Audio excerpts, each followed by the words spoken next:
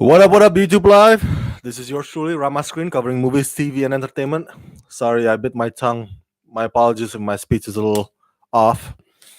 But holy crap, man. Tonight's episode of Game of Thrones was. Woo! What's the word I'm looking for here? It was very full. There's a lot to unpack, there's a lot to break down. So, heads up, I'll be spilling some spoilers here. Uh, There'll be some spoilers in this review, so heads up, spoiler alert. What's up, son of Prometheus? What the hell just happened? He asked. Game of Thrones just happened. Okay, so tonight starts off with the funeral scene. And here are my thoughts about that. Man, say what you want about Jon Snow, but that guy is hella good at giving eulogies. I mean, like for reals, man. Um, you feel like pumped up like when you hear him speak, like, oh, there will never be others like them, to honor the dead.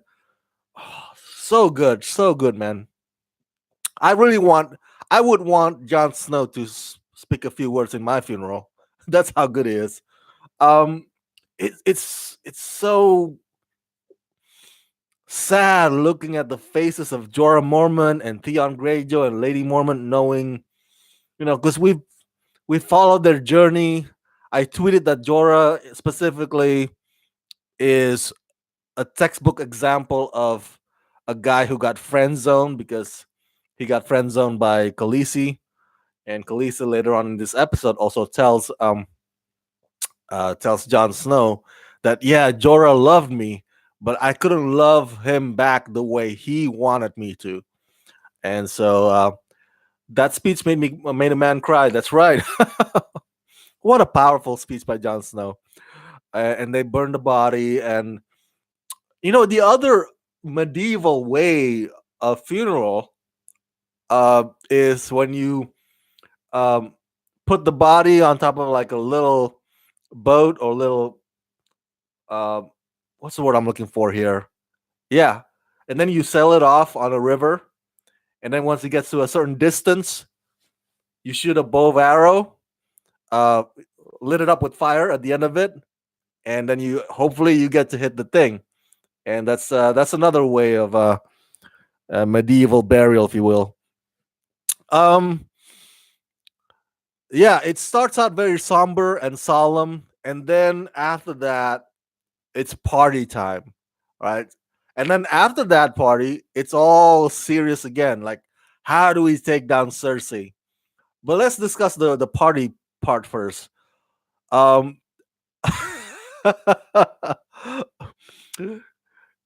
by this time, Daenerys already knows the truth about Jon. So when Daenerys sees Tormund and all the guys hailing Jon as a hero and everything, and you could tell like there was like the audio in the back kind of like becomes indiscernible, um and it's just Daenerys and her thoughts, like, oh my god, like not necessarily that she's threatened, but she feels, because knowing that knowledge now, she feels uneasy. um Even after like Jon, because they have this encounter tonight where Daenerys begs Jon, basically, please, keep the secret. Don't tell your sisters. You know, let it just be a secret.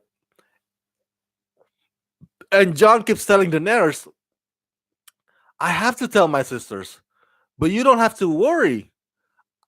You have my loyalty. You have my pledge. But even after that, you can tell from Daenerys' face, and this is a testament to a testament to Emilia Clarke's acting. I think she is fantastic in this. A lot, like her facial expressions say a lot without her trying too hard, but just a little tiny, very measured change of reaction on her face. It tells you what she's thinking. It tells you what what her concerns are without saying a word. Sometimes it's Amelia Clark is a fantastic actress. So yeah, Son of Prometheus says you're right. Turman was speaking pure truth about John, and but John does not want power, and as you could tell from the I forgot his name, the eunuch guy, the fellow advisor who is co-advisor with Tyrion. He said, because they have this debate later on in the episode, like John is the better ruler. John has the temperament. And then Tyrion kept saying, like, but John doesn't want it. And then he keeps saying, like, but the people who don't want power usually are the ones that are worthy of power. And he's right. Um, More than often, that's the case. Because that's the true measurement of a goodness of a person. A person who is ambitious for power, if that's all that he or she seeks, um, more than often that the power can easily consume or blind them, no matter how they claim to be a good person. I'm good. I'll never be corrupt. But if they're gung ho pursuing that power, there's a big chance that when they do have that power, it can corrupt them, because that's all that they have set their eyes on all this time. Whereas John is just a man who's like, hey, I just want to be. Um, but I'm getting ahead of myself here. Let's discuss a bit about the party, okay? The party, holy crap! I tweeted that the and pardon my French, but it seems like the writers of this whole final season have made it their mission to make sure that the characters that were meant to fuck, that they finally get to fuck, that they finally get to have sex. We saw last week, or no, 2 episodes ago, with Arya getting laid, and then tonight, um, another person lost her virginity. That's Brienne of Tarth. And we knew all along it was gonna be Jamie, not Turman, right? Even though Turman, Giant's Bane, has this huge crush, but I've mentioned to you that Turman got no game, man. He's too rough around the edges. He like that episode where they by the fireplace. He keeps like throwing not pickup lines at her. I was like, what? If I were a king, I'd knight you 1,000 times over. It doesn't work, man. It doesn't work. And Jamie and Brienne have history. They have a story together from previous seasons. Not the same case with Tormund and Brienne. So Gendry and Arya, I think that was more of a big deal compared to Brienne and Jamie tonight, in my opinion, because I think, at least in my opinion, because I think for Arya and Gendry, I think Arya wanted it more. Arya, I think, had a crush on Gendry more than the vice versa. Gendry that wanted Arya. And in tonight's case, it's just like, well, they're friends. They've been together for a long time. They have history, and Jamie probably feels compassion, for Brienne, because Brienne's state of virginity got outed by Tyrion on a drinking game. Like that is not cool, right? Like Tyrion for 1 second there was being a dick. Um, that game was supposed to be fun, but he was being a dick by outing her. And I think Jamie, out of compassion is like, "Psh, all right, let me show you how it's done." Although it was the first time also for Jamie of sleeping with a knight. So it's, I guess it's a first for both of them in a way. Um, the Hound. Let's talk about the Hound. I made a note that, because Sansa. I think Sansa means well by, I don't know, summoning the prostitutes or summoning the ladies to entertain the guys. But at the same time, I'm like, I feel bad for those girls though. Especially the one that have to like, oh, I get the hound. Why do I have to get the hound? Can I get that guy instead? Except for that girl that really wanted uh Brienne's right hand man. I forget his name right now. I'm blanking out on his name. They seem to like each other. Um, and Arya breaks in this episode. Arya breaks Gendry's heart. Um, it's painful, man. You could tell from Gendry's face, like, because Gendry gets pretty much knighted by Daenerys. Daenerys pretty much gives him the honor of Lord Baratheon of the Storm's End. I mean, like, wow, that's amazing, right? The guy who, this blacksmith who provided everybody weapons and who fought like hell, uh, became a lord just like that. And I am the Lord Ramascreen of the Los Angeles areas of Storm's End. um, so after receiving such a big news like that, you get, you're now a lord. You wanted a lady, and then the lady says, "No, I'm not your lady." Oh, that is so crushing. But are we really surprised though? I think not, because um, the evolution of Arya's character from season one to now, this badass assassin, for her to be reduced to a lady again, I'm like, really? You've hit this pinnacle of badassdom, and you want to be a lady? So it wouldn't make sense. It does make sense that Arya does not want that.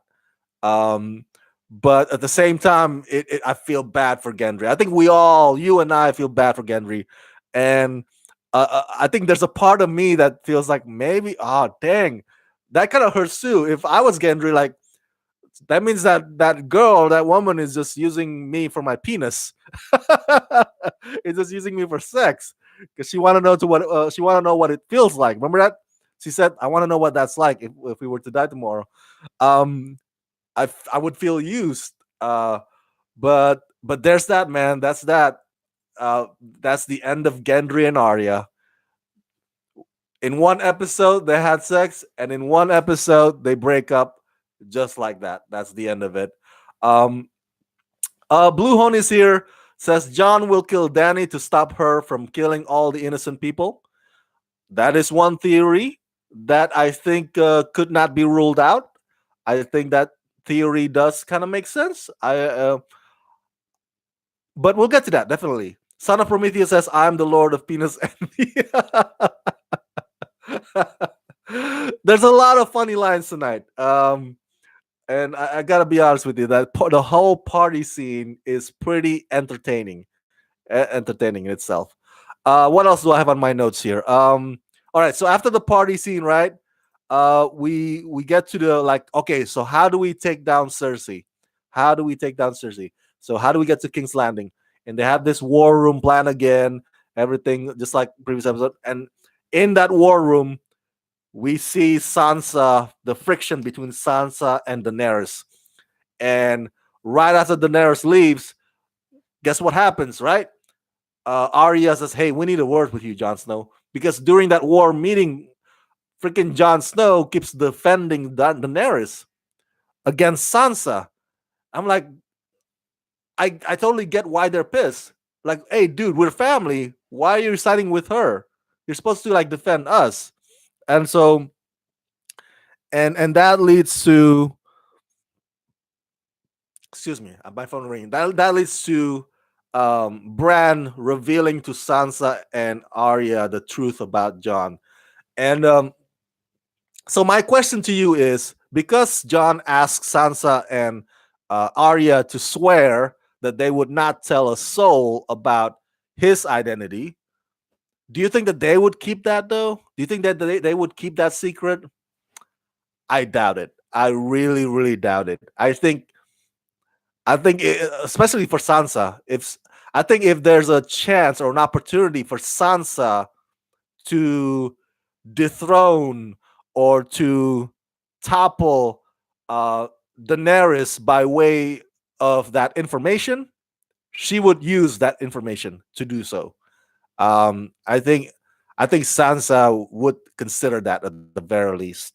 Um, but yeah, the drama gets even more heated now, right?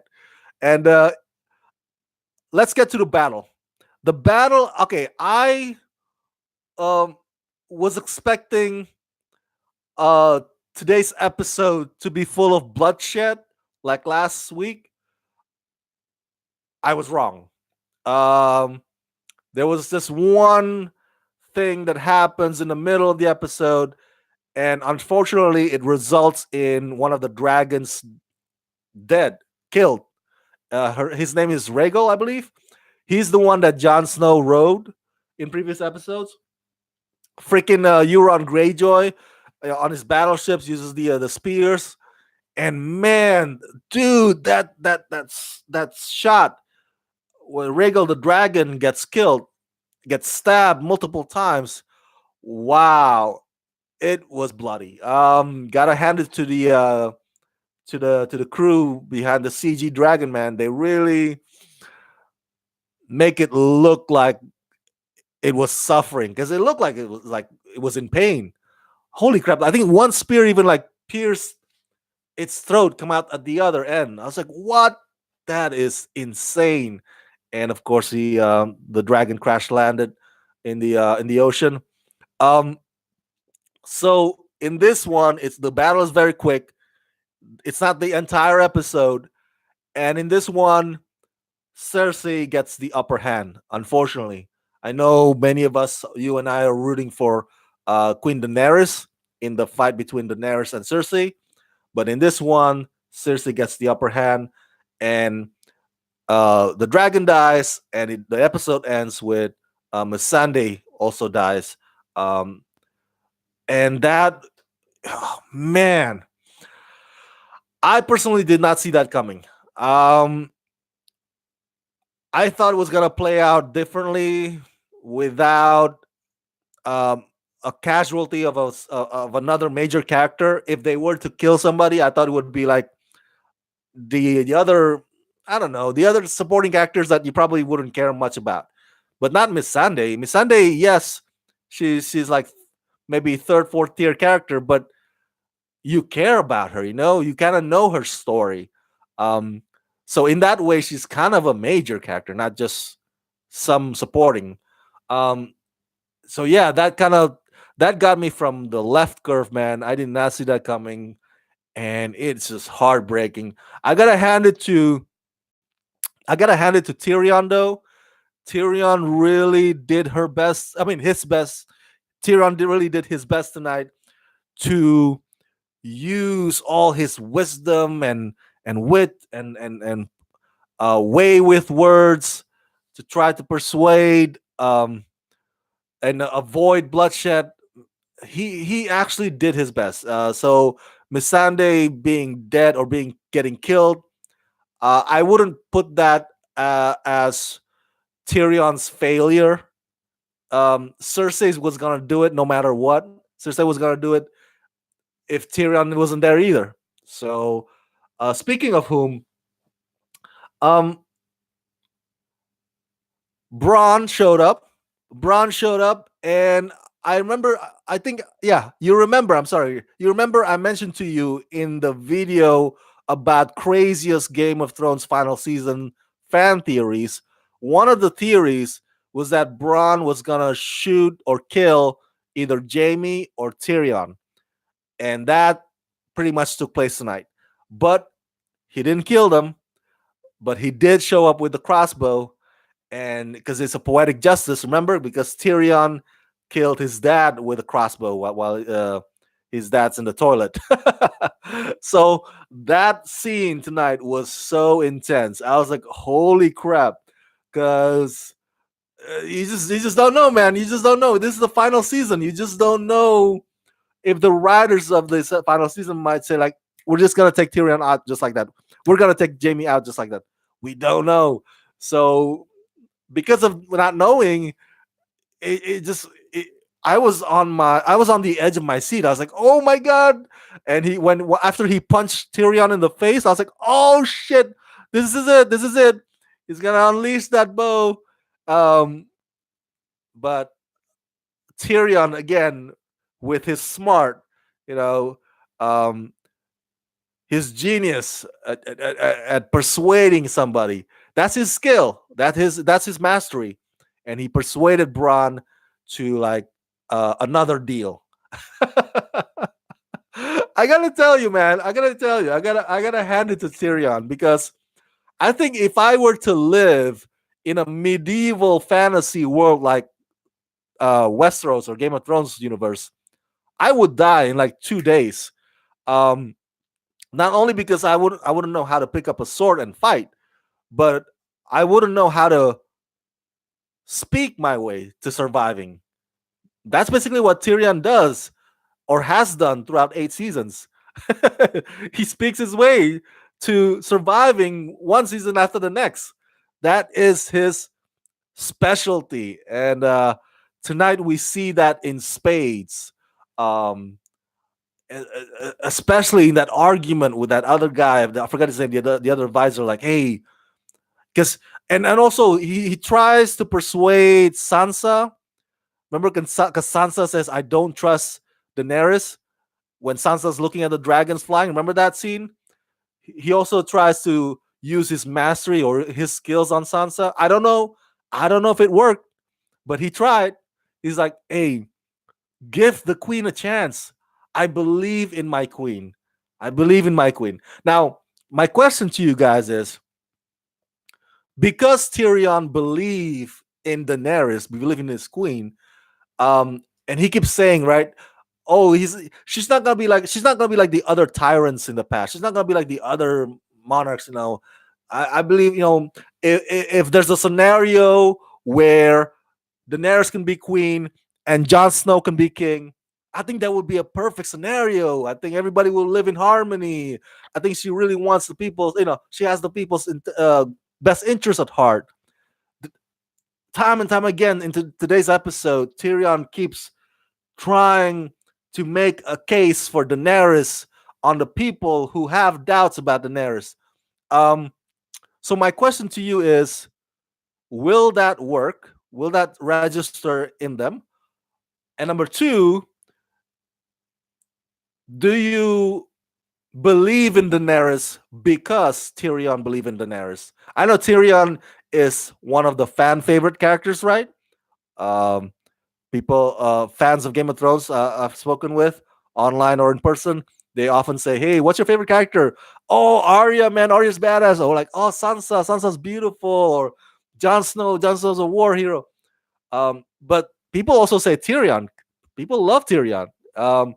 So despite him not being perfect as a character or as a person, but because of his smarts, because of his wisdom, he wins a lot of fans' hearts. So, do you think that because Tyrion believes in Daenerys, that you like, if you have any doubts, that you feel like, you know what? If Tyrion thinks that Daenerys will be good, then I'm good. I'm good. I trust Tyrion. I think Tyrion. I would put my money on Tyrion. What do you think? What do you think? I right now though, I think I'm gonna be on the category of I'll see it when I'll believe it when I see it. You know, because I think one of the theories out there is that because we only have what 2 episodes left, so I'm guessing next week will probably be the big battle against Cersei, and then the final episode, episode 6, I think that will be the clash, the collision, the culmination of the friction between Jon, Sansa, and Daenerys as far as power is concerned. Sure, Jon doesn't want power, but in Westeros, in this universe, in this world, his identity matters. And just like that guy, he says it doesn't matter whether or not he wants that power. Uh, he has the rightful claim for it. And and then Sansa doesn't want to bow to Daenerys, And then Daenerys like, "Oh my God, you told them. I told you not to tell them. We could be in harmony if you just keep this a secret." Um, and Sansa's gonna use that information against Daenerys. So I think my theory is that next week, there's gonna be this big battle against Cersei, which is gonna be awesome to watch. I can't wait to wait Cersei. I can't wait to watch Cersei fall. And then the episode 6, the final episode, um, it's gonna be this clash, John, Sansa, and Daenerys. And I don't know exactly how that will play out. It's gonna be really devastating, especially for those of us, you and me, fans of those specific characters. Yeah, those are my thoughts. Those are my notes from tonight's episode. Oh, such a great episode. Very dramatic. Lots of sex, lots of partying, lots of funny, and lots of tension and suspense. And it ends with heartbreak, crying, tears for the death of both the dragon Rhaegal and Missandei. So what a way! What a way! What a way to close this saga! Definitely. Son of Prometheus says, "Send in a small strike team at night and club her like a baby seal and kidnap her and bring her to justice." Yeah. That is one hell of a suggestion. One hell of an idea.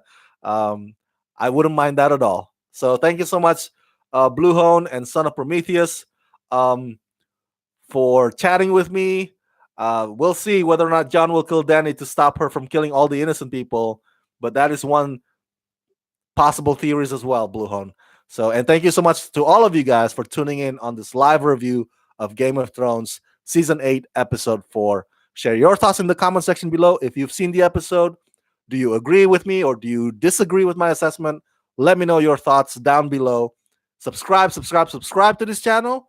Press that like button, ring that bell. And if you can help support me, support this channel, please do so at patreon.com/ramascreen. Let's rock this.